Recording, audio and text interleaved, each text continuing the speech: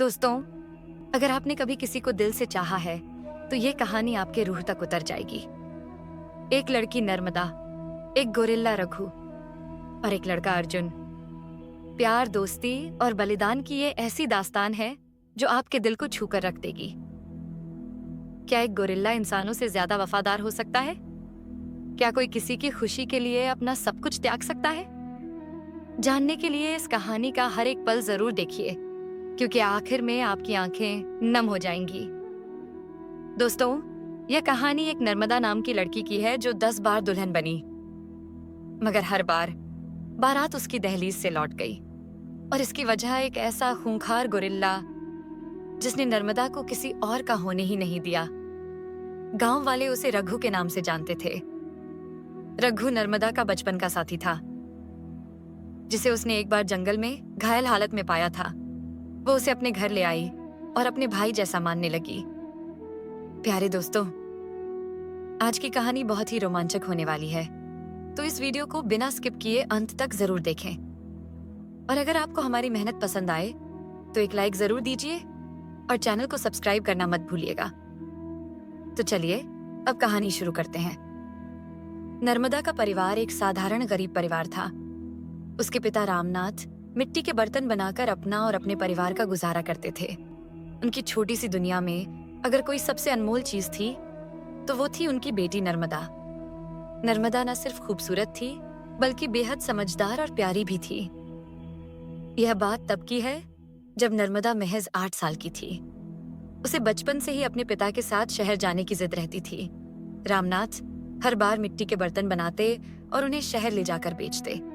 वहीं से घर की रोटी चलती। नर्मदा को शहर की चमक दमक और वहां के खिलौनों की दुकानें देखने का बहुत शौक था, मगर हर बार रामनाथ उसे बहला फुसलाकर घर पर ही छोड़ देते। उस साल बरसात कुछ ज्यादा ही तेज थी। गांव और शहर को जोड़ने वाला पुराना लकड़ी का पुल टूट गया था। अब सिर्फ एक ही रास्ता बचा था, जंगल से होकर जाना। रामनाथ जानते थे कि यह रास्ता लंबा है और खतरनाक भी, मगर क्या करें? घर में अनाज तक खत्म हो चुका था। आखिरकार उन्होंने जंगल का रास्ता पकड़ लिया और उस दिन नर्मदा ने जिद पकड़ ली। पिताजी, मुझे भी साथ ले चलो, मैं भी देखना चाहती हूँ आप बर्तन कैसे बेचते हो। रामनाथ ने पहले तो मना किया।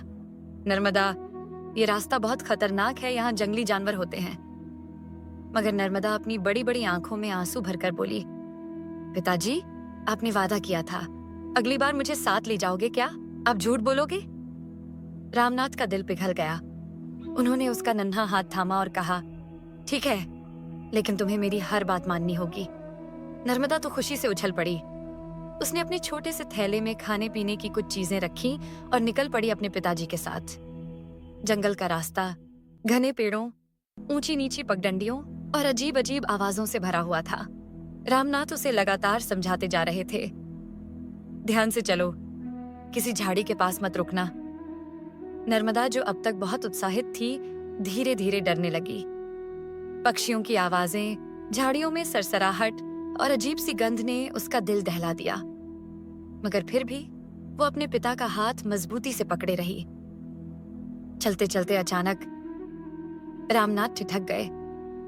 किसी झाड़ी से कराहने की आवाज आ रही थी। वो आवाज किसी इंसान की नहीं थी, वो एक गहरी, कच्ची, कराहती सी आवाज थी। रामनाथ सतर्क हो गए और बोले, नर्मदा, यहीं खड़ी रहो, मैं देखता हूं वहां क्या है। क्या है? मगर नर्मदा, वो स्वाभाविक रूप से जिज्ञासु थी और वो भी उनके पीछे पीछे चल पड़ी। जब रामनाथ झाड़ियों के पास पहुंचे तो उनके होश उड़ गए। वहां एक बड़ी मादा गोरिल्ला पड़ी थी, जिसकी सांसें उखड़ रही थीं, और उसके पास उसका नन्हा बच्चा बैठा रो रहा था। उस मादा गोरिल्ला का शरीर खून से लथपथ था। शायद किसी शिकारी ने उस पर हमला किया था। वो नन्हा बच्चा अपनी माँ को हिला हिलाकर जगाने की कोशिश कर रहा था। जैसे ही नर्मदा ने उस छोटे गोरिल्ला को देखा, वो दौड़ पड़ी। नर्मदा, रुक जाओ, वो जंगली जानवर है, रामनाथ चिल्लाए। मगर नर्मदा अब उनकी बात सुन ही कहाँ रही थी। उसने उस नन्हे से गोरिल्ला को अपनी बाहों में उठा लिया। वो बच्चा अब भी डरा हुआ था। पिताजी, देखो ये कितना प्यारा है, इसे यहाँ मरने के लिए नहीं छोड़ सकते, रामनाथ ने गहरी सांस ली। नर्मदा, ये जंगल का जानवर है, इसकी जगह जंगल में है। अगर इसे मैं इसकी बिरादरी के बाकी जानवर आ गए तो? मगर नर्मदा ने नन्ही ठोड़ी ऊपर उठाकर कहा, नहीं पिताजी, अगर हमने इसे छोड़ दिया तो ये मर जाएगा। ये छोटा है और ये हमारा कुछ नहीं बिगाड़ेगा। रामनाथ समझ गए नर्मदा को समझाना नामुमकिन है। उन्होंने सोचा, चलो इसे घर ले चलते हैं। कुछ दिन बाद नर्मदा इससे ऊब जाएगी, तब इसे वापस जंगल में छोड़ देंगे। नर्मदा उस नन्हे गोरिल्ला को अपने घर ले आई। उसने उसका नाम रखा रघु और पहले दिन से ही उसे अपना भाई मानने लगी। जब वे घर पहुंचे और नर्मदा की मां सावित्री ने उसे देखा, वो चिल्ला पड़ी, रामनाथ, ये क्या उठा लाए हो? ये जानवर हमारे घर में नहीं रह सकता। मगर रामनाथ ने सारी बात बताई और कहा, सिर्फ कुछ दिनों की बात है। जब नर्मदा इससे ऊब जाएगी तो हम इसे जंगल में छोड़ देंगे। नर्मदा ने रघु को गोद में लेकर कहा, नहीं माँ, ये यहीं रहेगा, ये मेरा दोस्त है, मैं इसका ख्याल रखूंगी। कुछ ही दिनों में रघु घर का हिस्सा बन गया। नर्मदा उसे दिन भर अपने साथ रखती, जो खाना उसे मिलता वही वो रघु को भी खिलाती, यहाँ तक कि वो उसे अपने बिस्तर पर सुलाती। नर्मदा ने रघु को इंसानों जैसा व्यवहार सिखाना शुरू कर दिया। वो उसे हाथ जोड़ना, बैठना, चीजें पकड़ना और बातों को समझना सिखाती। और रघु, वो भी कम समझदार नहीं था। हर बात ध्यान से सीखता और नर्मदा के इशारों पर चलता। उनकी ये अनोखी दोस्ती गांव वालों के लिए एक रहस्य बन गई थी। सब कहते नर्मदा और उसका रघु जैसे राम और हनुमान। मगर किसी को अंदाजा नहीं था कि यही रघु एक दिन नर्मदा की जिंदगी का सबसे बड़ा रक्षक और साथ ही सबसे बड़ी परेशानी भी बन जाएगा। शुरुआत में रामनाथ और सावित्री दोनों डरे हुए थे। ये जानवर बड़ा होकर खतरनाक हो जाएगा। आखिर वो था तो जंगल का ही प्राणी। उसके स्वभाव को लेकर वे हमेशा सतर्क रहते। सावित्री ने कई बार कहा, रामनाथ, इस जानवर को वापस जंगल में छोड़ आओ। अभी बच्चा है, लेकिन एक दिन ये हम सबके लिए मुसीबत बन जाएगा। रामनाथ समझाते, नर्मदा इसे बहुत प्यार करती है, कुछ दिन और रुक जाओ, फिर इसे जंगल में छोड़ देंगे। मगर जो वे नहीं समझ पाए थे वो ये था कि नर्मदा और रघु के बीच का रिश्ता सिर्फ प्यार का नहीं, भरोसे और साथ का था। नर्मदा ने रघु को अपने भाई की तरह पाला था। वो उसे अपने साथ बैठाकर खाना खिलाती, सबसे अच्छे फल उसके लिए जमा करती, यहाँ तक कि मिट्टी के बर्तनों से पानी पीना भी सिखा दिया था। धीरे धीरे रघु परिवार का हिस्सा बन गया। नर्मदा के एक इशारे पर वह बैठ जाता, लाओ कहने पर वह कुछ भी उठाकर ले आता। यह देखकर सावित्री का दिल भी पिघल गया। उसे भी मानना पड़ा कि रघु अब सिर्फ एक जानवर नहीं रहा, वह उनके परिवार का सदस्य बन चुका है। रामनाथ भी उसे दुलारने लगे थे और गांव वाले, वे तो हैरान थे, ये गोरिल्ला इतना समझदार और वफादार कैसे हो गया। रघु का लगाव नर्मदा से इतना गहरा था कि वो हर वक्त उसके साथ रहता। नर्मदा खेतों में जाती, रघु उसके पीछे पीछे चलता। वो सहेलियों के साथ खेलती, रघु पेड़ के नीचे बैठा हर किसी की हरकतों पर नजर रखता। गांव के लोग इस रिश्ते को अजीब मानते थे। कुछ बच्चे नर्मदा को चिढ़ाते, कहते, देखो उसका गोरिल्ला भाई आ गया। मगर नर्मदा को फर्क नहीं पड़ता। वो हंसते हुए कहती, रघु मेरा भाई है, और भाइयों से कोई मजाक करता है तो वो गुस्सा हो जाते हैं। एक दिन की बात है, नर्मदा खेतों में कच्ची कैरियां तोड़ने गई थी। वहीं पर गांव के सरपंच का बेटा दीपक अपने दोस्तों के साथ मौजूद था। दीपक गांव का सबसे शरारती लड़का, जिसे अपनी ताकत और रुतबे पर बहुत घमंड था। जैसे ही उसने नर्मदा को देखा, वो पास आ गया। अरे गोरी, ये बागीचा हमारा है, बिना पूछे तोड़ने की हिम्मत कैसे हुई? नर्मदा ने उसकी बात को नजरअंदाज किया और कैरियां तोड़ती रही। दीपक को गुस्सा आ गया। उसने नर्मदा की कलाई पकड़ ली। तुम्हें मुझसे बात करनी होगी, वरना सरपंच को सब बता दूंगा। नर्मदा डर गई। वायु, उसने कलाई छुड़ाने की कोशिश की, मगर दीपक की पकड़ मजबूत थी। तभी पास के पेड़ से एक गहरी गुर्राहट सुनाई दी। पेड़ के ऊपर वो उपस्थित हुई जो बैठा था। उसने दीपक को नर्मदा के साथ बदतमीजी करते हुए देख लिया था। उसकी लाल आंखें क्रोध से जल उठीं। उसने अपने भारी हाथों से पेड़ की टहनी को इतनी जोर से मरोड़ा कि वो चट्टक कर टूट गई। दीपक ने ऊपर देखा, उसके होश उड़ गए। रघु एक छलांग में जमीन पर आ गया और दीपक की तरफ बढ़ने लगा। ये जानवर यहाँ क्यों है? इसे दूर करो। दीपक घबराते हुए चिल्लाया, मगर नर्मदा चुप रही। उसे पता था रघु अब बिना सबक सिखाए नहीं मानेगा। रघु ने दीपक को गर्दन से उठाया और हवा में लटका दिया। दीपक चीख रहा था, छोड़ो छोड़ो मुझे, मैं तो मजाक कर रहा था। लेकिन रघु का गुस्सा थम नहीं रहा था। उसने दीपक को पास के पेड़ की टहनी पर लटका दिया। दीपक के दोस्त डर कर भाग गए। नर्मदा ने देखा कि अब दीपक सच में डर गया है। उसने कहा, बस करो रघु, छोड़ दो इसे। नर्मदा की बात सुनकर रघु शांत हो गया। उसने दीपक को नीचे उतार दिया। दीपक डर के मारे भाग गया। उस दिन के बाद गांव में कोई भी नर्मदा को परेशान करने की हिम्मत नहीं करता था। लोग कहते, नर्मदा का गोरिल्ला सिर्फ उसका दोस्त नहीं, उसका रक्षक है। कुछ लोग कहते, ये जानवर उसकी शादी नहीं होने देगा। मगर नर्मदा मुस्कुरा देती। उसे पता था रघु सिर्फ उसकी सुरक्षा करता है और उसका प्यार निस्वार्थ है। जब नर्मदा काए 18 साल की हुई तो उसकी सुंदरता और उसके गुणों की चर्चा आसपास के गांवों में होने लगी। उसकी बड़ी बड़ी आंखों की चमक, उसकी कोमल मुस्कान और उसका सरल सौम्य स्वभाव हर किसी को मोह लेता। जल्द ही उसके लिए अच्छे घरों से रिश्ते आने लगे। रामनाथ और सावित्री के लिए ये गर्व की बात थी। उन्होंने सोचा, अब नर्मदा की शादी कर दी जाए, उसकी जिंदगी एक नई शुरुआत पाए। मगर उनकी ये खुशी ज्यादा देर तक टिक न सकी। हर बार जब भी कोई रिश्ता तय होता, एक नाम सामने आ जाता, रघु। पहली बार पास के गांव के एक संपन्न परिवार से रिश्ता आया। लड़का राजू देखने में अच्छा और मेहनती था। शादी की तैयारियां जोर शोर से शुरू हो गईं। पूरे गांव में उत्साह था। रामनाथ और सावित्री ने अपनी बचत से नर्मदा के लिए कपड़े, गहने और दहेज की चीजें खरीदी।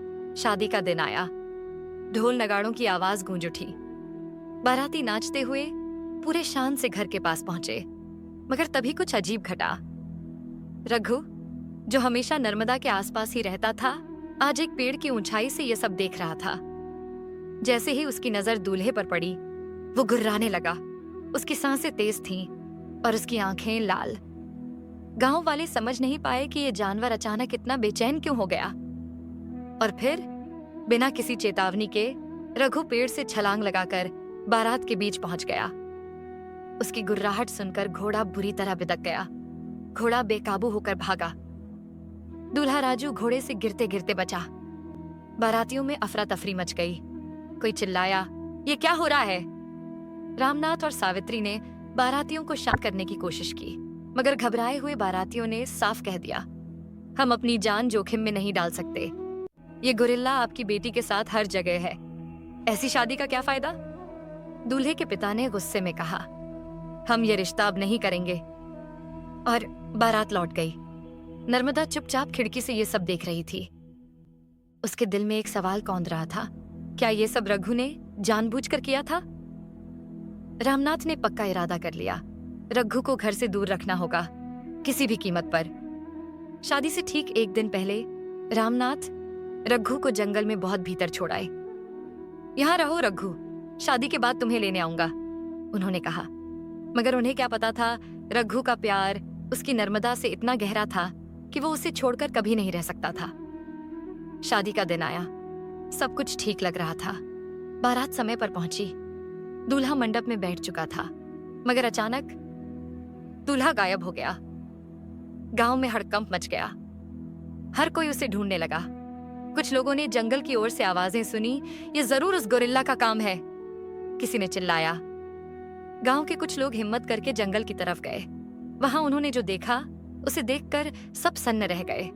रघु दूल्हे को अपने मजबूत हाथों में पकड़े था और उसे एक पेड़ की ऊंचाई पर बिठा दिया था। दूल्हा चिल्ला रहा था, ये क्या तमाशा है, मुझे नीचे उतारो। गांव वाले उसे छुड़ाने की कोशिश करने लगे, मगर रघु गुस्से में गुर्राने लगा। डर के मारे कोई उसके पास तक नहीं गया। आखिरकार दूल्हे ने हार मान ली। मैं ऐसी लड़की से शादी नहीं कर सकता जिसके साथ ये जानवर हर वक्त रहता है। मैं अपनी जिंदगी खतरे में नहीं डाल सकता। दूसरी बार भी नर्मदा दुल्हन बनी की बनी रह गई। अब गांव में बातें फैलने लगी, इस लड़की की शादी कभी नहीं होगी। वो गोरिल्ला उसकी शादी नहीं होने देगा। नर्मदा को इस जानवर से छुटकारा पाना होगा, वरना वो सारी जिंदगी कुंवारी रहेगी। ये गोरिल्ला एक अभिशाप है, एक छाया जो उसकी किस्मत को निगल गया है। रामनाथ और सावित्री बेहद परेशान थे। वो रघु से प्यार तो करते थे, मगर उनकी बेटी की शादी अब उनकी सबसे बड़ी चिंता बन चुकी थी। नर्मदा को भी अब इस बात का एहसास हो गया था कि रघु सिर्फ एक वफादार साथी नहीं, बल्कि उसके जीवन का सबसे बड़ा अवरोध बन चुका है। मगर उसके दिल में रघु के लिए प्यार कम नहीं हुआ। वो जानती थी रघु सिर्फ उसकी रक्षा करना चाहता है। एक दिन नर्मदा ने रघु को देखा। उसकी आंखों में वही सच्चा प्रेम झलक रहा था। वो बोली, तुम मेरी जिंदगी का हिस्सा हो रघु, लेकिन अगर तुम मेरी खुशियों के रास्ते में आओगे तो मैं कभी खुश नहीं रह पाऊंगी। मगर रघु केवल इसको कोई जवाब नहीं था। उसकी वफादारी उसकी आंखों में झलक रही थी। वो सब समझता था, मगर बोल नहीं सकता था। अब परिवार ने तय किया, एक आखिरी कोशिश करेंगे, मगर इस बार हर सावधानी बरतेंगे। मगर सवाल यह था, क्या यह मुमकिन था? क्या रघु अपनी फितरत बदल सकता था, या फिर नर्मदा की जिंदगी में वो हमेशा एक रक्षक और एक बाधा बना रहेगा? अब नर्मदा 23 साल की हो चुकी थी। उसकी सुंदरता, उसका सरल स्वभाव अब भी उतना ही मोहक था। वो अपने माता पिता की चिंता को समझती थी, मगर अब उसने मन बना लिया था, शायद मेरी जिंदगी रघु की वजह से अकेले ही गुजर जाएगी। एक दिन नर्मदा अपने चचेरे भाई की शादी में गई थी। पूरा गांव दुल्हन की तरह सजा हुआ था। लोग बेहद उत्साहित थे, बच्चे इधर उधर दौड़ रहे थे, महिलाएं गीतों में डूबी थीं और नर्मदा अपनी सहेलियों के साथ बैठकर उत्सव का आनंद ले रही थी। अर्जुन एक पढ़ा लिखा युवक था जो शहर में एक अच्छी नौकरी करता था। वह जितना देखने में आकर्षक था, उतना ही सभ्य और शिष्ट भी। जैसे ही अर्जुन की नजर नर्मदा पर पड़ी, उसकी आंखें बस वहीं ठहर गईं। नर्मदा की सादगी और सुंदरता ने उसे पूरी तरह मोहित कर लिया। अर्जुन ने अपने दोस्तों से पूछा, वो लड़की कौन है? एक दोस्त ने मुस्कुराकर जवाब दिया, वो नर्मदा है, रामनाथ की बेटी। पूरे गांव में उसकी खूबसूरती की चर्चा होती है, मगर उसकी शादी कभी नहीं हो पाई। क्यों? अर्जुन ने हैरानी से पूछा। दोस्त ने धीरे से कहा, उसके साथ एक गोरिल्ला रहता है, नाम है रघु। वह किसी को भी नर्मदा के करीब नहीं आने देता। अर्जुन इस बात को सुनकर हंस पड़ा। क्या? ये तो कोई कहानी लगती है। शाम को जब सभी लोग व्यस्त थे, अर्जुन ने हिम्मत जुटाई और नर्मदा के पास पहुंचा। धीरे धीरे चलते हुए उसने कहा, नमस्ते, आप नर्मदा हैं, है ना? नर्मदा चौंकी। हाँ, मैं नर्मदा हूँ। आप कौन? मैं अर्जुन, शहर से आया हूँ। नर्मदा ने हल्की सी मुस्कान दी, फिर चुप हो गई। अर्जुन ने बात शुरू करने की कोशिश की। आप इस शादी में बेहद सुंदर लग रही हैं। नर्मदा थोड़ी झिझकी, फिर बोली, धन्यवाद। अर्जुन ने महसूस किया कि नर्मदा थोड़ी संकोची और सतर्क है। उसने कुछ और सवाल पूछे और धीरे धीरे बातचीत का सिलसिला बनने लगा। शादी के बाद भी अर्जुन बहाने बनाकर नर्मदा से मिलने गांव आता रहा। वह अक्सर रामनाथ के घर पहुंच जाता। रामनाथ और सावित्री को अर्जुन अच्छा लगा। उन्होंने सोचा, अगर यह लड़का नर्मदा से शादी करना चाहे तो हमारी बेटी की जिंदगी संवर सकती है। अर्जुन ने भी अब मन बना लिया था, वह नर्मदा से अपने दिल की बात कहेगा। एक दिन वह नर्मदा को गांव के पास तालाब किनारे मिला। नर्मदा, मैं आपसे कुछ कहना चाहता हूं। नर्मदा ने चौंक कर पूछा, क्या बात है? अर्जुन ने गहरी सांस ली और कहा, जब मैंने आपको पहली बार देखा था, तभी से आप मेरे मन में हैं। मुझे लगता है मैं आपसे प्यार करने लगा हूं। मैं आपसे शादी करना चाहता हूं। नर्मदा कुछ देर चुप रही, फिर गंभीर होकर बोली, अर्जुन, मैं आपकी बात समझती हूं, मगर मेरी जिंदगी इतनी आसान नहीं है। आप जानते हैं ना मेरे साथ कौन रहता है? हाँ, सुना है, आपका गोरिल्ला रघु। वह सिर्फ गोरिल्ला नहीं है अर्जुन, वह मेरा सबसे अच्छा दोस्त है। उसने हमेशा मेरी रक्षा की है, मगर उसी ने मेरी हर शादी की कोशिश को नाकाम भी किया है। अर्जुन ने आत्मविश्वास से कहा। तो क्या हुआ? मैं तुम्हारे लिए कुछ भी कर सकता हूँ नर्मदा। नर्मदा ने अर्जुन की आंखों में देखा और कहा, अगर तुम रघु को मना सकते हो तभी हमारी शादी हो सकती है। क्या? अर्जुन ने हंसते हुए कहा। तुम मजाक कर रही हो? नहीं अर्जुन, मैं सच कह रही हूँ। रघु ने अब तक हर बार मेरे होने वाले पति को भगा दिया है। अगर वो तुम्हें स्वीकार कर ले तो मैं भी तैयार हूं तुम्हारे साथ जिंदगी बिताने के लिए। अर्जुन चुप हो गया, फिर गहरी सांस लेते हुए बोला, ठीक है नर्मदा, मैं यह शर्त मानता हूं। मैं रघु को मना लूंगा तुम्हारी खुशी के लिए। मैं कोई भी चुनौती स्वीकार कर सकता हूं। अर्जुन का आत्मविश्वास देखकर नर्मदा पहली बार खुलकर मुस्कुराई। उसने सोचा, शायद अर्जुन ही वह इंसान है जो मेरे जीवन में बदलाव ला सकता है। मगर अब सवाल यह था, क्या अर्जुन रघु का भरोसा जीत पाएगा, या फिर एक बार फिर नर्मदा की किस्मत उसे अकेलेपन की ओर ले जाएगी? शादी की तारीख तय हो चुकी थी। पूरा गांव उत्साहित था। रामनाथ और सावित्री ने अपनी सारी जमा पूंजी इस शादी पर लगा दी। नर्मदा के मन में भी पे एक नई उम्मीद जाग उठी। शायद ये शादी मेरी जिंदगी की एक नई शुरुआत होगी। मगर रघु चुपचाप सब देख रहा था। वह अर्जुन को कई बार नर्मदा के पास आते जाते देख चुका था। उसके मन में एक अजीब सा डर समा गया था। क्या अब नर्मदा मुझसे दूर हो जाएगी? शादी से एक दिन पहले रात का समय था। घर में सभी लोग तैयारियों में व्यस्त थे। अर्जुन, रामनाथ और सावित्री के साथ बैठा शादी की रस्मों की चर्चा कर रहा था। उसी समय छिपकर रघु भी घर के पास आ पहुंचा। उसकी लाल आंखें अर्जुन पर टिकी थीं। वह उसे गौर से देख रहा था, जैसे परख रहा हो। अफवाह। अर्जुन की नजर रघु पर पड़ी, मगर उसने उसे नजरअंदाज कर दिया। रात गहराती गई। अर्जुन थकान से भरकर अपने कमरे में सोने चला गया। थोड़ी ही देर में वह गहरी नींद में था। उसी वक्त रघु ने मौका देखा। उसने खिड़की से झांका। अर्जुन कुछ समझ पाता उससे पहले ही रघु ने उसे अपने विशाल हाथों से उठा लिया। अर्जुन ने बचने की कोशिश की, मगर रघु की ताकत के सामने वह बेबस था। रघु उसे खिड़की से बाहर ले गया और अपनी तेज छलांगों के साथ जंगल की ओर भागने लगा।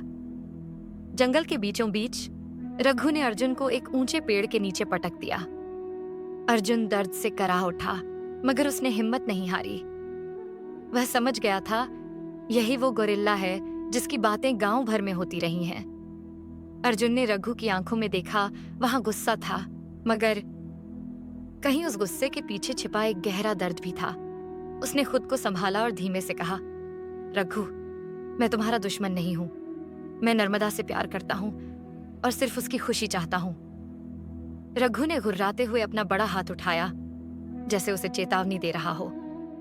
अर्जुन एक कदम पीछे हटा, फिर भी हार नहीं मानी। मैं जानता हूं तुम नर्मदा के सबसे अच्छे दोस्त हो। वह तुम्हें बहुत प्यार करती है, लेकिन क्या तुम सच में उसकी खुशी छीनना चाहते हो? रघु की गुर्राहट कुछ कम हो गई। वह अब भी सतर्क था, पर उसकी आंखें बोल रही थीं, वह सुन रहा था। इधर जब घर वालों ने देखा कि अर्जुन कमरे में नहीं है, तो चारों ओर अफरा-तफरी मच गई। नर्मदा को तुरंत समझ में आ गया, यह रघु का ही काम होगा। उसने अपने माता पिता को शांत किया और अकेले ही जंगल की ओर चल पड़ी। रघु, तुमने ये क्या किया? यह सवाल उसके मन में गूंज रहा था, मगर उसे यकीन था रघु कभी अर्जुन को नुकसान नहीं पहुंचाएगा। जैसे ही वह जंगल में पहुंची, उसने देखा रघु अर्जुन के पास खड़ा है। अर्जुन जख्मी तो नहीं था, मगर सहमा हुआ जरूर था। नर्मदा तेजी से कदम बढ़ाते हुए रघु के पास पहुंची। उसकी आवाज कांप रही थी। रघु, ये तुमने क्या किया? अर्जुन को यहाँ क्यों लाए हो? रघु ने उसकी आवाज सुनी और जैसे ही उसकी ओर देखा, उसकी लाल आंखें एक पल में नरम पड़ गईं। नर्मदा ने प्यार भरे स्वर में कहा, रघु, तुम मेरे सबसे अच्छे दोस्त हो। मैं तुम्हें हमेशा अपने परिवार का हिस्सा मानती आई हूं, लेकिन जो तुम कर रहे हो वो सही नहीं है। अर्जुन मेरा जीवन साथी बनने वाला है। अगर तुम मुझे खुश देखना चाहते हो तो उसे जाने दो। रघु ने आंखें बंद कर लीं और उनमें आंसू आ गए। उसने अर्जुन की ओर देखा, फिर नर्मदा की तरफ। नर्मदा ने धीमे से कहा, तुम हमेशा मेरे सबसे अच्छे दोस्त रहोगे रघु, लेकिन अगर तुम सच में मुझसे प्यार करते हो तो मुझे मेरी जिंदगी जीने दो। कुछ पल तक सन्नाटा रहा, फिर रघु ने अर्जुन का हाथ धीरे धीरे छोड़ दिया। उसने एक गहरी सांस ली और जंगल की गहराई की ओर चल पड़ा। जाते जाते उसने एक बार पलटकर नर्मदा को देखा। उसकी आंखों में एक अनकहा दर्द था, जैसे वह अपनी सबसे कीमती चीज को खो रहा हो। नर्मदा की आंखें भी भर आईं। उसने रघु को जाते हुए देखा और मन ही मन कहा, तुम हमेशा मेरे सबसे खास रहोगे रघु।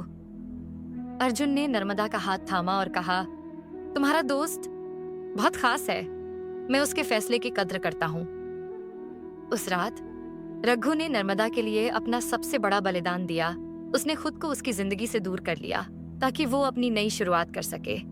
मगर उसकी आंखों में जो आंसू थे वो इस बात की गवाही दे रहे थे कि उसकी दोस्ती और वफादारी कभी खत्म नहीं होगी। नर्मदा और अर्जुन शादी के बंधन में बंध गए। पूरे रीति रिवाजों और धूमधाम से शादी हुई।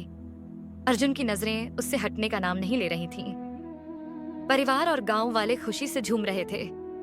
सावित्री और रामनाथ ने आंसू भरी आंखों से अपनी बेटी को देखा। यह पल उनकी जिंदगी का सबसे बड़ा सपना था, जो आखिरकार सच हो गया था। जब शादी की रस्में पूरी हुई, विदाई का समय आया। नर्मदा सजी धजी दुल्हन के रूप में दरवाजे पर खड़ी थी। उसके माता पिता, भाई बहन और गांव के लोग उसे विदा करने के लिए जाते। मगर नर्मदा की आंखें बार बार जंगल की ओर उठ रही थीं। उसका मन बेचैनी से भरा था। यह सिर्फ अपने माता पिता को छोड़ने का दुहक नहीं था, यह उस दोस्त को छोड़ने का दर्द था जिसने अपनी पूरी जिंदगी उसकी रक्षा में बिताई थी। नर्मदा की आंखों में आंसू थे। उसने अर्जुन का हाथ थामते हुए धीरे से कहा, अर्जुन, मैं खुश हूं कि तुम मेरे जीवन में आए, लेकिन आज मैं किसी अपने को पीछे छोड़कर जा रही हूं। अर्जुन ने नर्मदा के कंधे पर हाथ रखा और कहा, मैं जानता हूं नर्मदा, रघु ने तुम्हारे लिए जो किया है वो शब्दों में नहीं कहा जा सकता, लेकिन तुम उसे यह यकीन जरूर दिलाना कि तुम खुश हो, यही उसका सबसे बड़ा इनाम होगा। नर्मदा ने विदाई से पहले आखिरी बार जंगल की ओर देखा। उसे पूरा यकीन था कहीं ना कहीं रघु पेड़ों की शाखाओं से लटककर उसकी विदाई देख रहा होगा। उसके दिल में एक दबी सी आवाज उठी, रघु, मैं हमेशा तुम्हें याद करूंगी। तुम मेरे सबसे खास दोस्त हो और हमेशा रहोगे। दोस्तों, इस कहानी से हमें यह सीखने को मिलता है, सच्चा प्यार सिर्फ पाने का नाम नहीं, बल्कि त्याग का नाम भी है। रघु ने नर्मदा की खुशी के लिए अपनी पूरी दुनिया को चुपचाप छोड़ दिया। ऐसे रिश्तों की कदर करनी चाहिए जो बिना कुछ मांगे हमें सब कुछ दे देते हैं। प्यारे दोस्तों, अगर यह संदेश आपके दिल को छू गया है तो कृपया इस वीडियो को लाइक करें, अपने दोस्तों और परिवार के साथ शेयर करें और हमारे चैनल को सब्सक्राइब करना न भूलें। आपकी हर एक पसंद और शेयर हमें और भी प्रेरणादायक कहानियां लाने की ऊर्जा देता है। चलते चलते आप भी बोलिए, जय श्री राधे कृष्णा।